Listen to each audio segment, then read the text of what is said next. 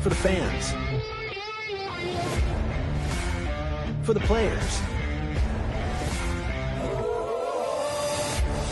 For all the news.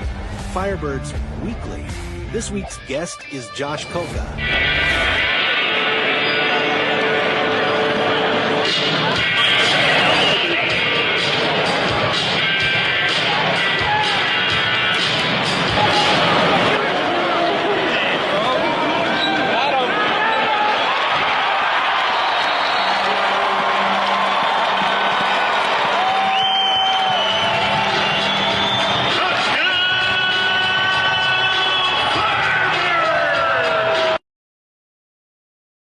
Welcome to Firebirds Weekly, Season 2, Episode 14. We are live here at Dutch's Place on Albany Shaker Road.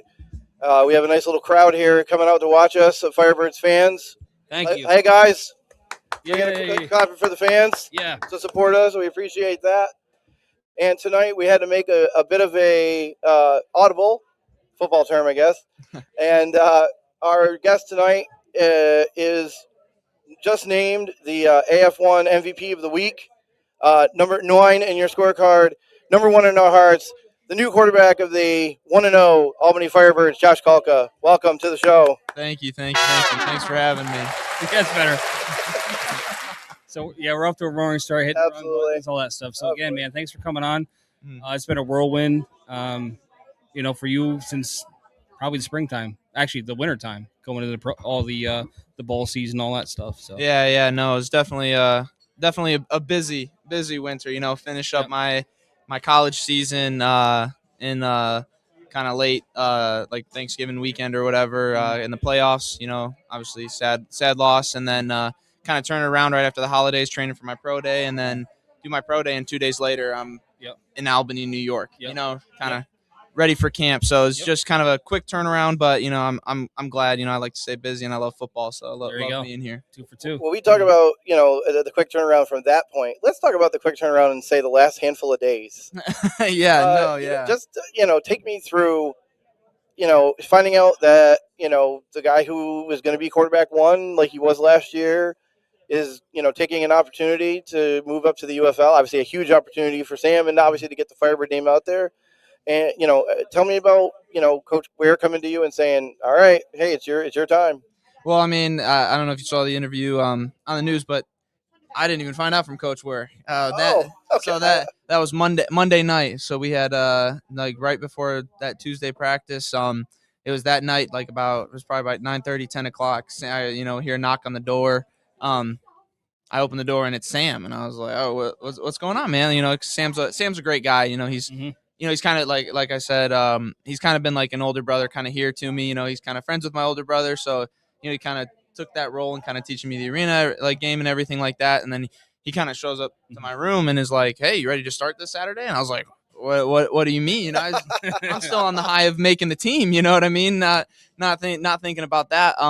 But yeah, and he's just like, yeah, I just got the call from the UFL. They said, how soon can you be in Houston? And I was like, dude, that's awesome. So I feel like, just kind of that initial conversation with him, it's kind of started with more just like talking about him in the UFL, because I was so happy for him. You know what I mean? I feel like he's just such a good guy. He's taught me so much in such a short time that I feel like we had gotten a really good relationship in such a short time. I mean, we've been texting and talking about the game, about our weeks of practice, stuff like that, like every day. So it's just he's a great guy. So finding out from him.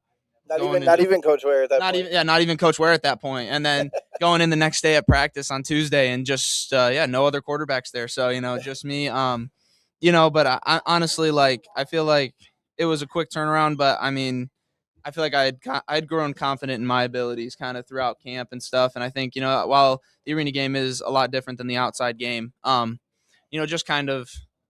Learning from Coach Ware, learning from Sam, learning from even Rob, kind of the other guys, and even DB, all those guys around me, kind of teaching me little things throughout the game. I think that really helped me, and just kind of feeling confident in myself. I think I went into Saturday, obviously there's a lot of nerves. My very first pro game, very first, arena game, very first for a lot of things. And we'll get there. Yeah, I know. A lot to talk about. So let me ask you a question, and I don't mean to pull the curtain back too far here.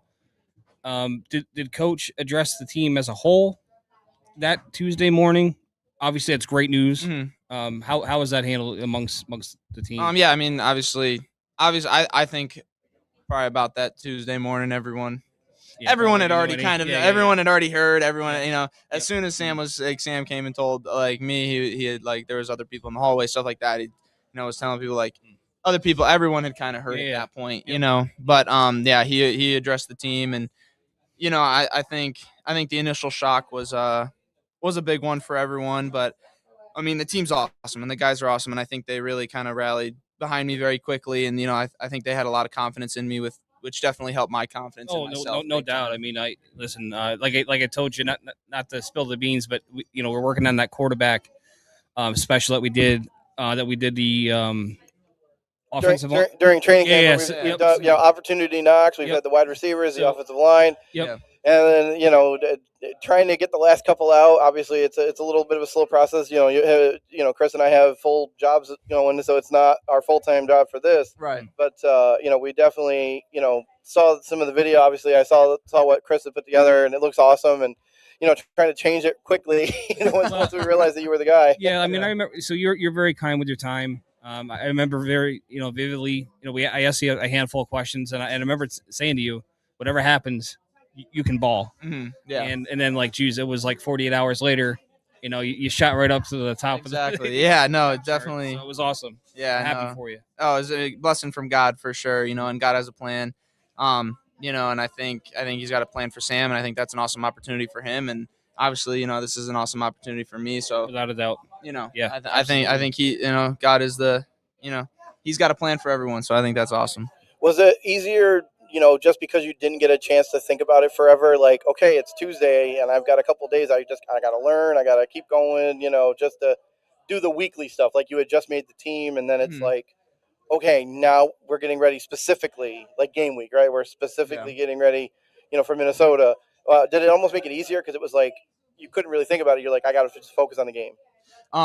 Yeah. I mean, honestly, for me, I think it was just kind of like, I don't know. For me, I've always kind of prepared like I was the starter. I ended up my redshirt sophomore year, right like about a week and a half before the first game, I get taken out of the starting role. It's kind of a backup through that whole season. And just like every game, I think the mindset I had was I'm going to prepare every game to be the starter, because you never know when your opportunity is going to come. You know, and I think that's kind of the biggest thing that I've kind of realized, playing sports is, you're always one play away from getting in. So I think in my mind, I was always like, oh, I'm going to end up getting in at some point this season. You know what I mean? So I think for me, it was a huge shock, but I feel like I didn't have to change how I prepared or how I felt about anything, because I was, felt like I was ready to go. Well, the other part is too, I mean, as you know, as a competitive guy, it's one thing to get an opportunity, but it's another thing to do something with it. Right. Exactly. So if you're not prepared, that one opportunity may be it.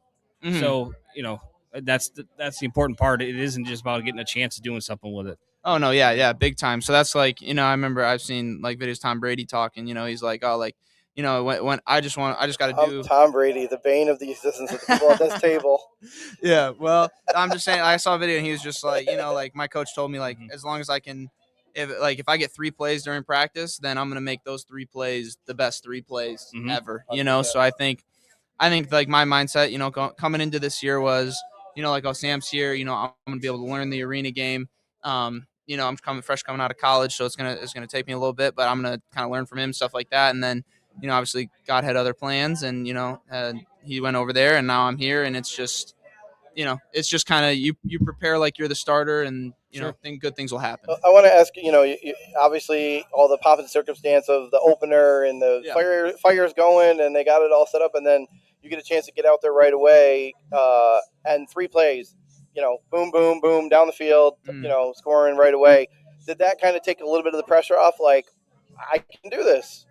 I think honestly, I think the biggest thing that took the pressure off of me was honestly probably that first hit that I took. Yep. I think, throwing touchdowns, you do that all the time. But at that point, I hadn't gotten touched, So I think once I feel like I've always said this, but like I feel like when I'm playing a game, you always have those.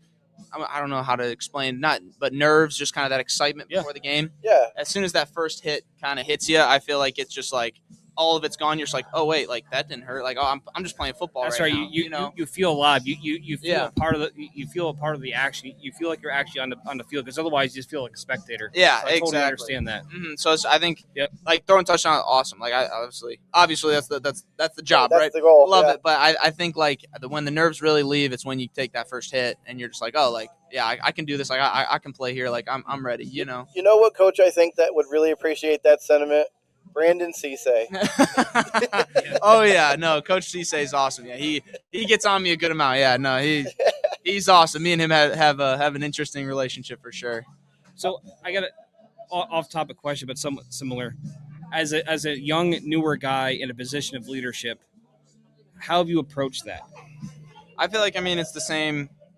Like I said, I prepare like I'm the starter even when I'm not. Like I feel like on and off the field, you always got to try to, as a quarterback, even if you're a backup, I feel like everyone always looks at you like you're the leader, like you're at least some type of leader. Sure. So I feel like I don't know. I feel like there was a little bit of a shift, but I feel like it wasn't much of a shift in my mind because, like I said, like I want to be able to prepare like I am that leader, and like if I need to go in, I can go in, and I want the guys to feel confident in that as well. Well, I think you've played enough ball too.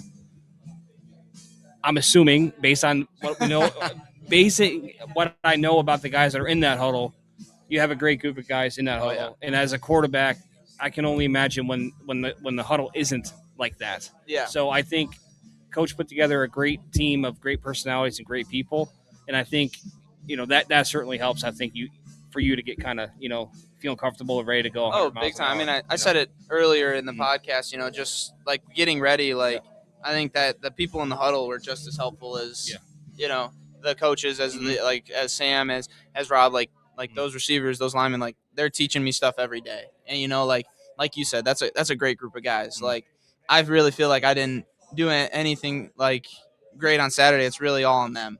You know what I mean? Like linemen were giving me time. The receivers were making huge plays. Stuff like that. Like getting that MVP, it really is not a me award. I feel like it's more of like a whole offense award. I think it does help when you're a young guy, first game out. You're thrown to the AF1 Offensive Player of the Year. Exactly. And Darian Townsend, who is one of the top receivers, and then Isaiah Scott, was a star in the championship game, and obviously has continued that into 26. And then Tyrese Chambers, with a touchdown there, gets a touchdown there late. You got four guys, throw it to any of them, and it's like you guys, they make you look good. Oh yeah, big time. Honestly, all of our receivers, even Alfonso Taylor, and Alfonso too, of course. He didn't get any play at receiver because he was playing DB, but honestly, I feel extremely confident in all of them. All of them. Yeah, he's a special dude, man. Oh yeah, big time. Yeah, because we were able to go to a lot of the practices, and honestly, watching somebody practice and watching him play, that dude is a gamer. He impressed the hell out of me, man. Yeah, no, he's awesome. Me and him, I drove him to a lot of the practices and a lot of different stuff like that. So we kind of got a little closer, especially during camp and stuff. Yeah. And like he's awesome. Like he's an awesome dude, or like a baller. Like when I was going with the twos, I feel like we had a lot of connections for touchdowns and stuff. So it was awesome to see him get in there at DB because I think he'd only practiced DB once or twice. I was surprised to see how many. Obviously, health of a player changed that whole equation, but I didn't see him take a lot of snaps in camp on defense. No, not at all. I think he might have done a couple one-on-ones in camp, and then I think like in the week preparing, he got a few plays like in team and stuff. But other than that, like really not much defense at all. So it's awesome to see him go in there. I love it. Like I said, me and him had gotten like pretty close and stuff. So it was awesome to see him be able to go in there, be able to go catch that interception, be able to go ball out. So that's just awesome. So somebody asked a question on here. I'm going to ask it a little differently. He talks about the touchdown on fourth down, the 38-yard bomb to Darian. Just talk about that kind of being maybe another way. Like I'm just going to wing it out here and let my guy go get it. Was that something that helped a little bit, and just like, hey, I can play again. I can play this game. Doesn't matter if it's indoors or outdoors. Yeah, no, big time. Like you said, just throw it out there. Our guy's going to make a play, and I think that's one thing that makes like the Albany Firebirds so special. It's what made them like last year so special. Is we just have so many playmakers out there that like if you just put it in their vicinity, they're going to be able to go make a play. And I think it was big players make big plays. So I think it's just awesome and a big time in the game that huge spot. Yeah, exactly. Like, I feel like they had kind of kept our offense off the field a lot. Like, our defense was getting stops, but they were long drives. We were kind of in a lull, kind of trying to plays before halftime is what you ran. That's when 13 plays before halftime, and I think and you guys were up 21-17, obviously. Yeah. Like, I mean, they, like, we were efficient. We only had gotten like stopped twice, but still, like, it was just kind of, we were in a lull. Like, we were kind of trying to figure things out as an offense, and like just kind of finding our groove. And then I think after that touchdown, I think it was just. It just woke up everybody. I think it got everybody hyped up. Like, they talk about momentum shifts. I think that gave us like all the momentum that we needed and got us going as a team. And that's what the leaders of the team do. He's a captain. That's what they do. They make plays exactly when you need them to. And now you get to go. Now it's on the road. You had the friendly confines of MVP Arena. Mm-hmm. Almost 4,000 people was the crowd. So pretty nice crowd for opening night.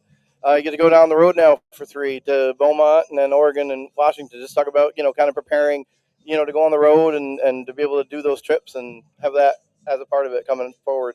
Yeah, I mean, I'm excited. I've never flown to a game before. Oh, wow. Yeah, no, playing some small college ball, so we never got to fly to a game. So I'm a little excited for that.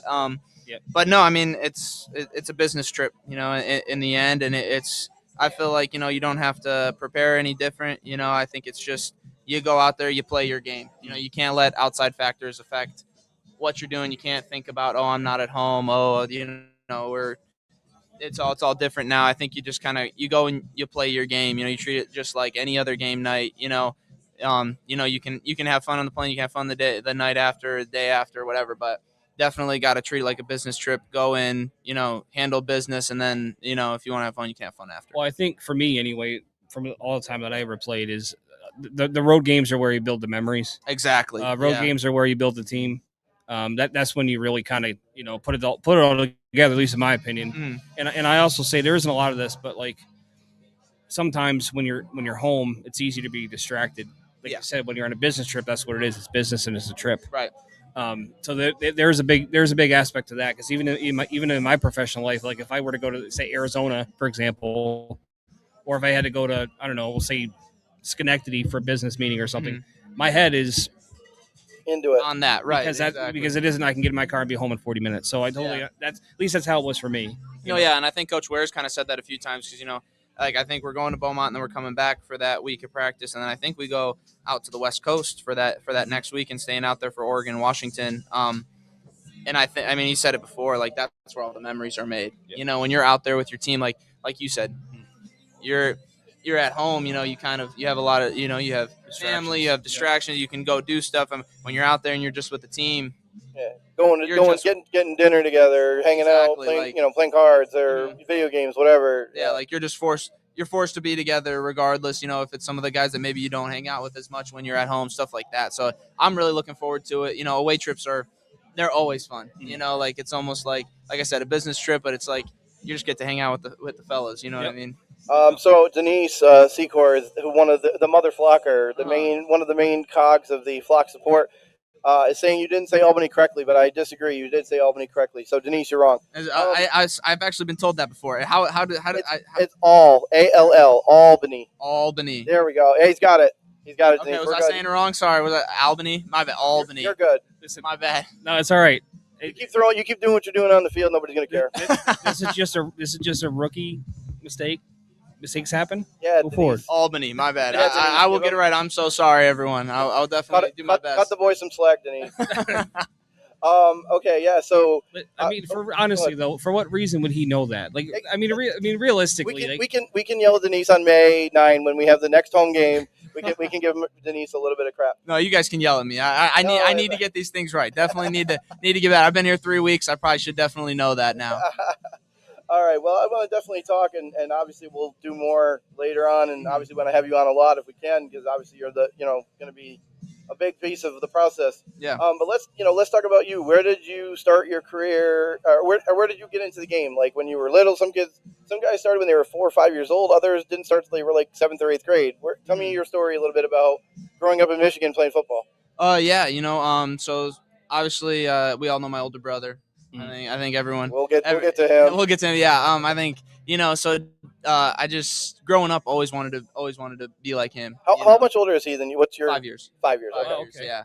So he ended up going over to play in Japan, so that's why last year was his first year in the AF1. But growing up, he's obsessed with football more than I think anybody can ever say obsessed with football. And just kind of always watching him, always wanted to following him around. You always follow Big Brother around, wanted to be like that. So just kind of growing up, I feel like he always had a football in his hands or some kind of sports ball. So I was just I was always there's a little shadow. So I learned the game from him and my dad. Obviously, I know my dad played football through high school and stuff. He always loved football, and just kind of learned the game through them. I played a little bit of flag.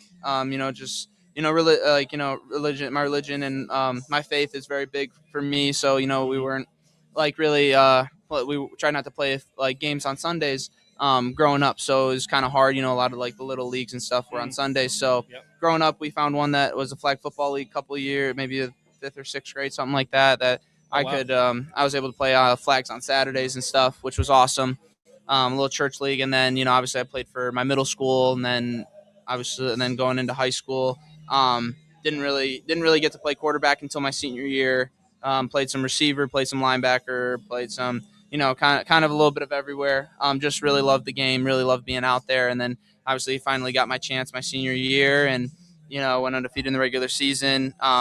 Lost first round of playoffs, which was tough. But then after that, ended up going to kind of a local college. I'm from the Detroit area, so Wayne State. Yeah, D2. Wayne State, yeah, Division II over in Detroit. It was only like 20, 30 minutes from home, so got to play there.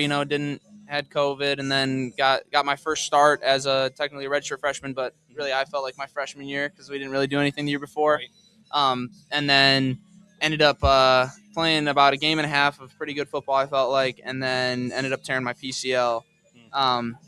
Yeah, which was tough. That was kind of my first big injury in my life, so kind of. Did you end up getting surgery to repair it? So I didn't end up getting surgery that time.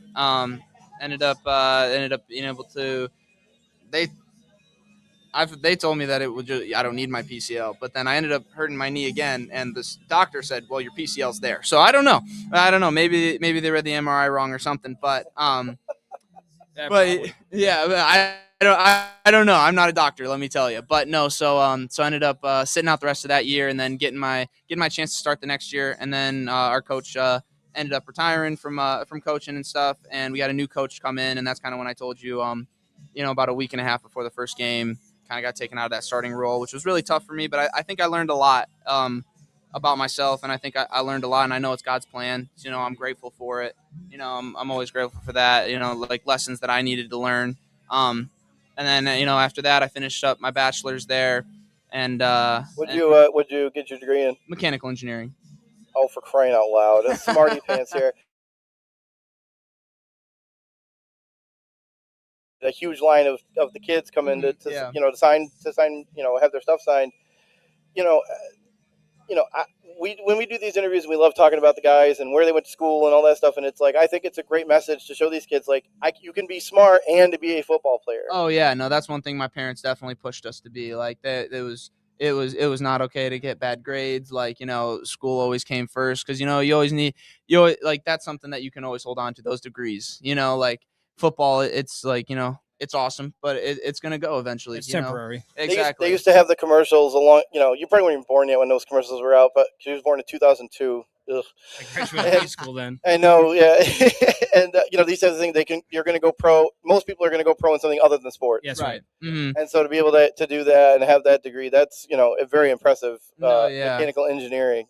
No, yeah. I mean, it was definitely not the funnest time in the world, but, graduated, did well in my classes. So, and then after that, I ended up, I had 2 years of eligibility left. So I ended up leaving, and going to St. Francis, which is an NAI school down in Indiana. Ended up going for my MBA there. And, obviously didn't get the starting role when I was first there. So again, like I told you guys, like my big thing is I always want to be ready. So then like, after that second game, they were like, the first game we lost. And then that second game, they're like, hey, you guys are going to be battling it out, and just kind of took it from there. So, I just think it was, like just that preparation, like I said, like always kind of being ready. And I think you see it in that instance. And I thought, I hope I showed that on Saturday during the game. Like, as long as I prepare like I'm ready, then, Well, just looking at stats and just doing the research, ripping it up, over 6,000 yards in 2 years, 67 touchdowns,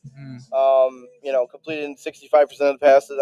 Just, doing your business and making, doing the best you can do at that point in your life.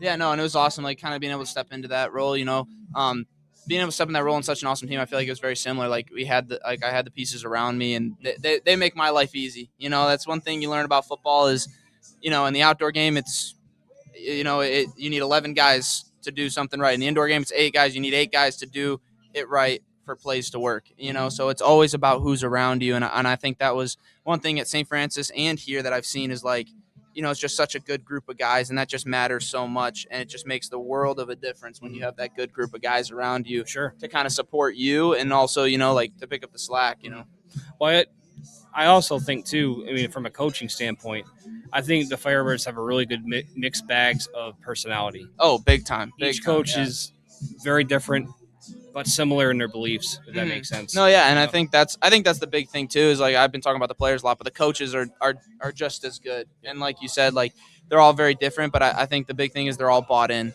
and I think that's the one thing that you see coaches, players, top to bottom in Albany. Sorry, trying to fix it. I promise, but in Albany, he'll fix it, Denise.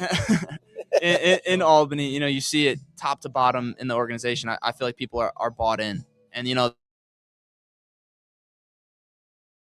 same goal. And like the coaches are awesome. They've been extremely helpful as well. Coach Ware, Coach Gooch, Coach Cisse, all these coaches, they've been they've been kind of coaching me and helping me, and I think that's kind of been a world of a difference for me. Well, talk about on that same vein, working kind of one-on-one with Coach Ware. He's a great offensive mind. He's the team has been number one for a bunch of years, whether it was the Firebirds or the Empire. They've been, number one in offense. Just talk about working, with him and for him, and how he kind of helps you to be the most successful you can be under center. Well, he, like you said, awesome coach. The resume speaks for itself. And he's been really helpful for me personally. Like, even during camp, like I was like, hey, can I meet with you one-on-one? Like, I just want to make sure that my footwork's right. That I just, I feel like for me, I'm a very detail-oriented person, and I want to get the little things right, because I think the little things add up and they fix the big things. You know what I mean? So I think he's been awesome ever since I got here, like camp. And even before I got here, we were meeting over Zoom and stuff. Like I really wanted to dive into the arena game and really learn it and learn like the little footwork and the little everything like that, like stuff that, like, a lot of people don't really, the unsexy part of the game, for lack of a better term, like just the part that no one really like gets and understands. And like that's just something that I like, he's been super helpful with. Like whenever I ask, like, hey, can I get an extra meeting? And like even if it's over Zoom tonight, like after you've eaten dinner with your family and stuff, we've been meeting. And like it's just, I think it's made the world of a difference for me, having him there and having him being so accommodating, not just being like, oh well, we've already met twice today, like we don't need a third time to go in there. And I think, I think that's really helped me be ready to, obviously step into that role kind of drastically. But you know why that is? It's because my guess is you're asking different questions, learning things, and asking more different questions. Yeah. So exactly. I think it would be different if it was like, hey, can I talk about the same question 3 times? And at some point, coach would be like, what's going on here? Like, you're gonna, you know what I mean? Yeah. So I have 2 questions for you. Okay.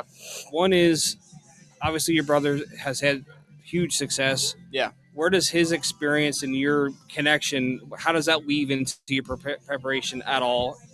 And secondly, for the arena game specifically. Yeah. And secondly, as you know, last week was last week.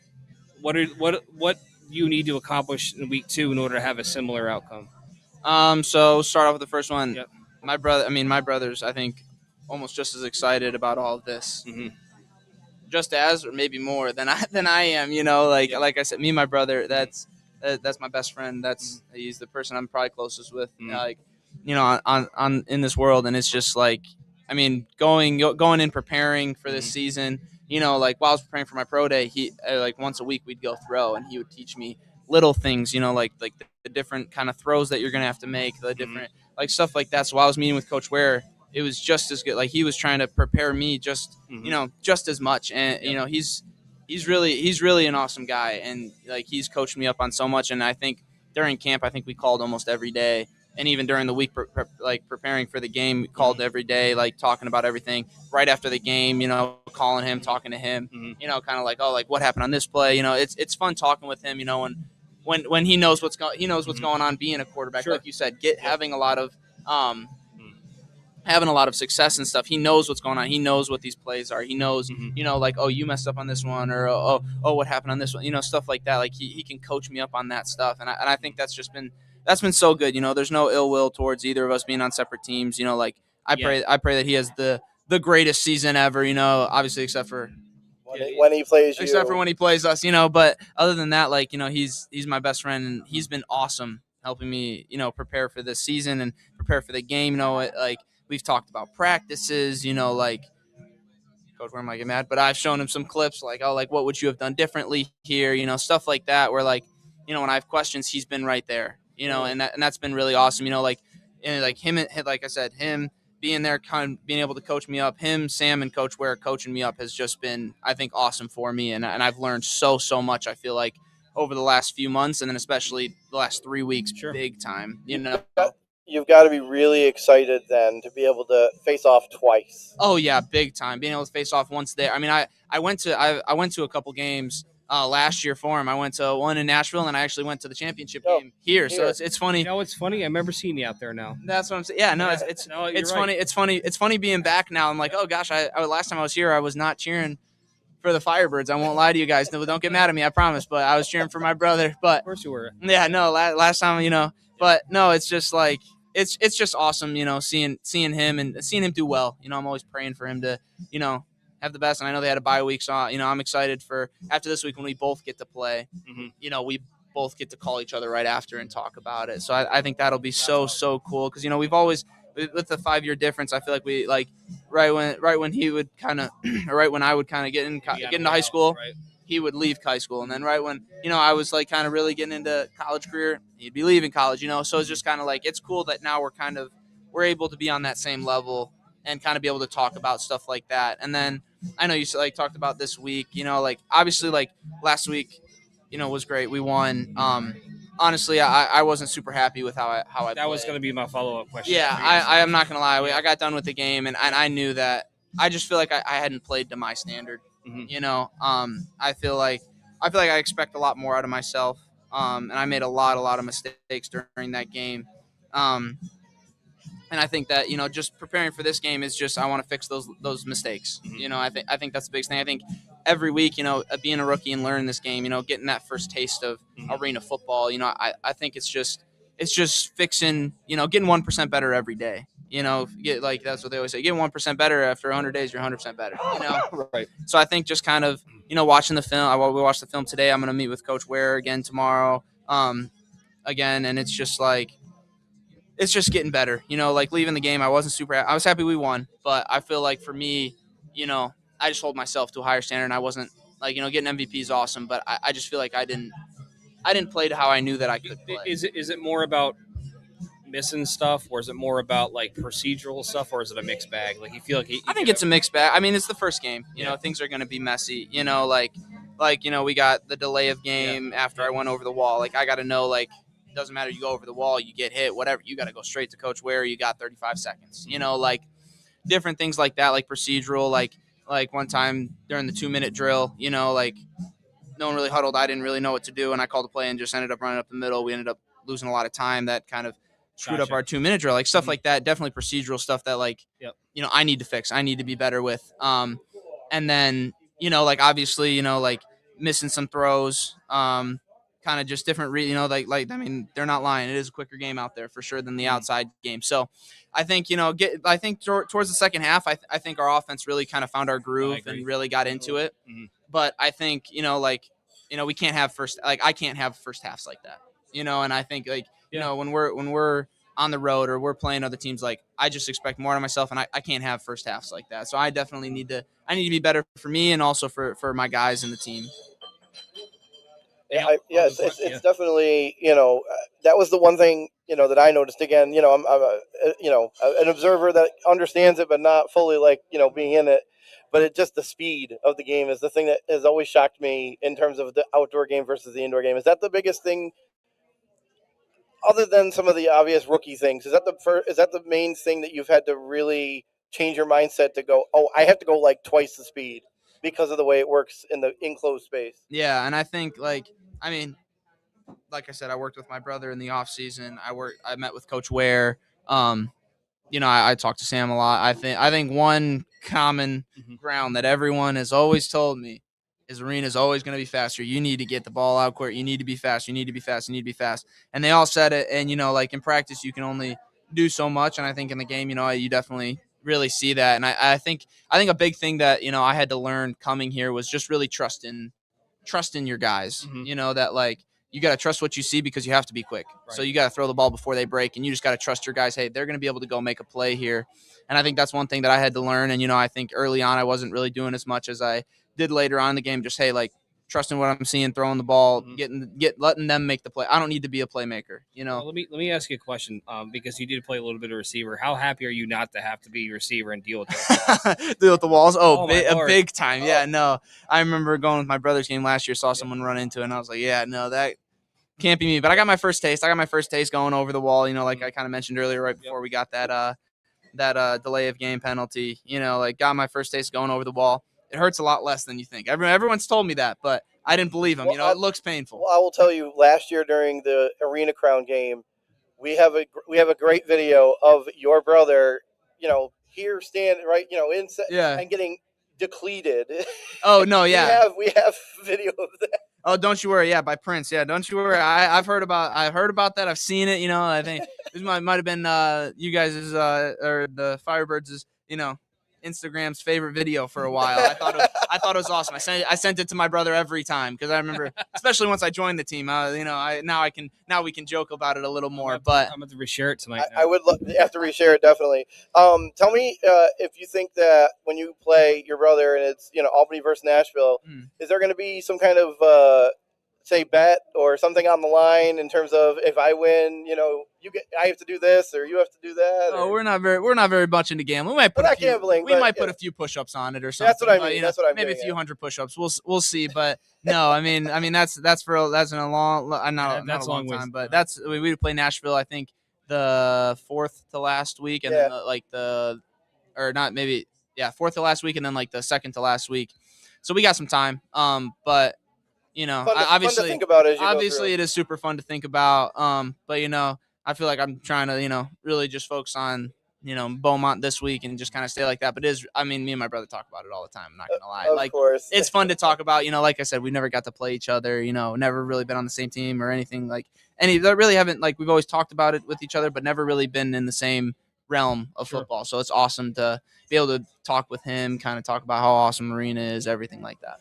I wanted to, ask another thing, a little off the topic of where we were, but one of the things we always talk about, and we always talk to guys, and you get a lot of great comments from the guys about the flock support. Yeah. And you're seeing this obviously, for the first time. Well, I mean, you're not seeing it for the first time, but as a player, you're seeing it. Right.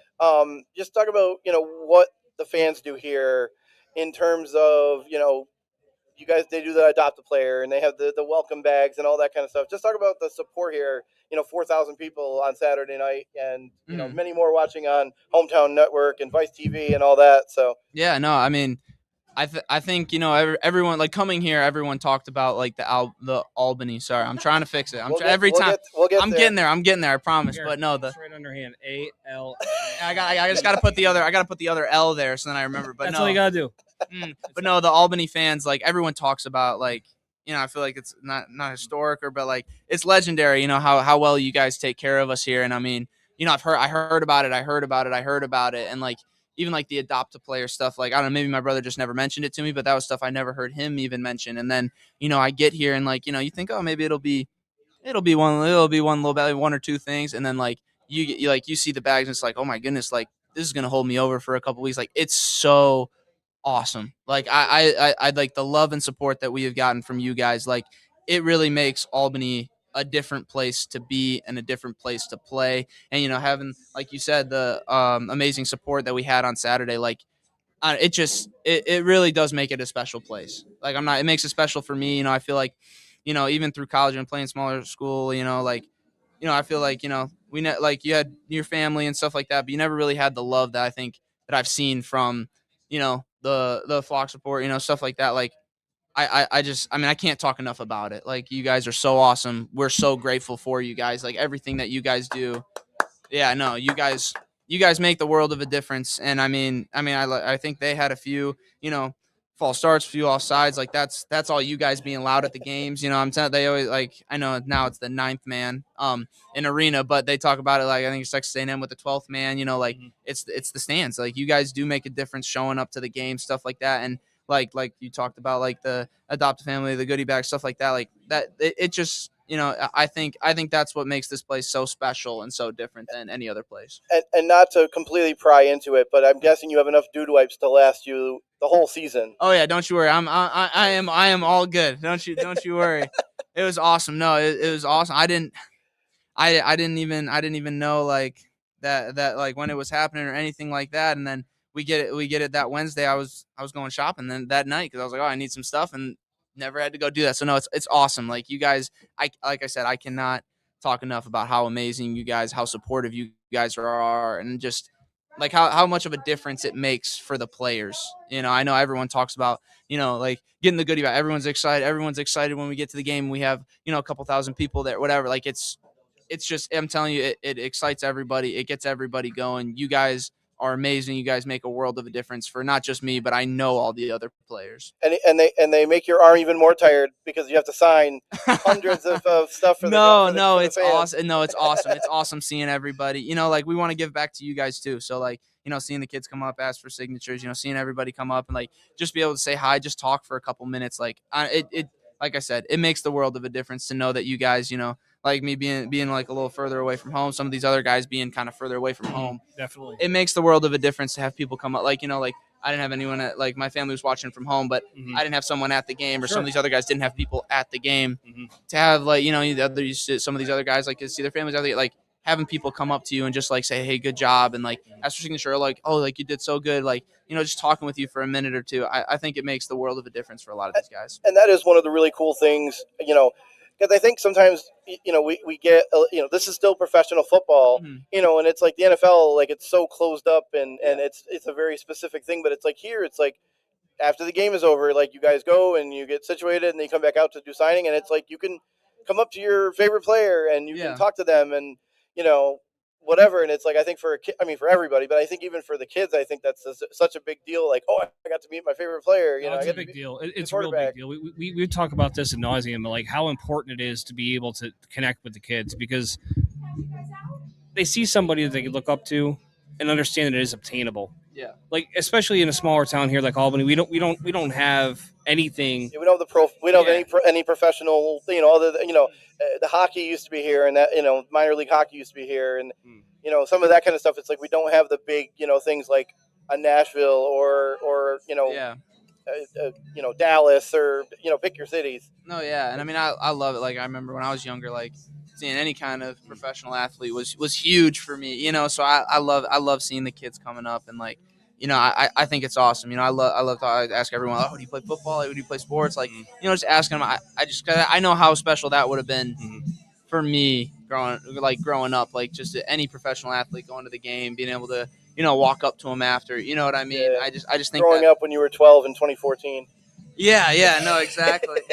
Don't worry, you guys aren't the only one. Everyone on the team says I'm the youngest guy on the team, so everyone likes to give me some crap about that too.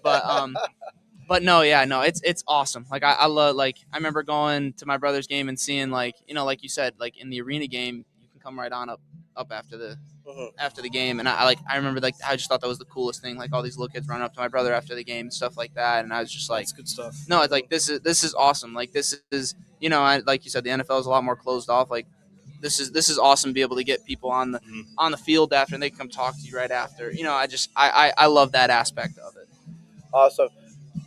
Josh, we've obviously appreciated you coming on. We definitely want to have you on more.